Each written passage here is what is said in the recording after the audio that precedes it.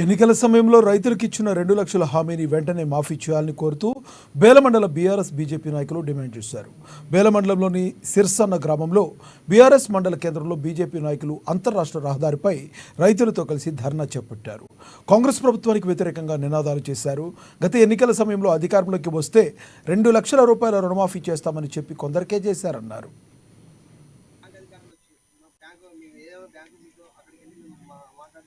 Technical issue వల్ల Maharashtra bank ఉంది.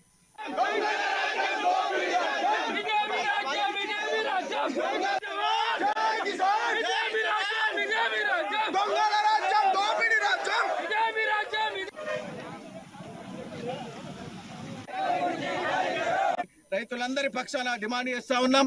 రాబో రోజుల్లో ఈ ఉద్యమాన్ని మరింత తీవ్రతరం చేస్తాం.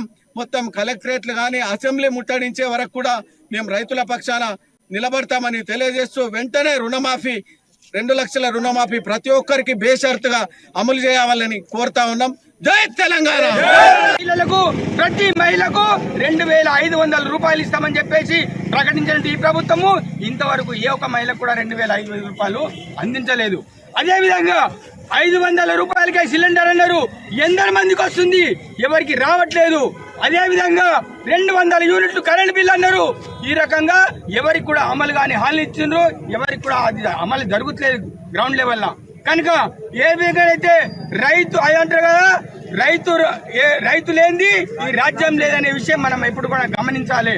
ఏడ్చిన వ్యవసాయమట రైతు ఏడ్చినటువంటి రాజ్యం ఎక్కడ కూడా మనుగడ సాధించలేదు. కనుక ఏ రకంగానైతే బీఆర్ఎస్ ప్రభుత్వము, ఏ రకంగానైతే టీఆర్ఎస్ ప్రభుత్వం కుప్పగోలిందో రైతులతో పెట్టుకున్నటువంటి ఏ ప్రభుత్వం కూడా మనుగడ సాధించలేదు. కనుక వెంటనే వారం రోజుల లోపల కనుక ఈ యొక్క రైతు భరోసా, రైతుల రుణమాఫీ కనుక కానట్టయితే మరి వెంటనే మేము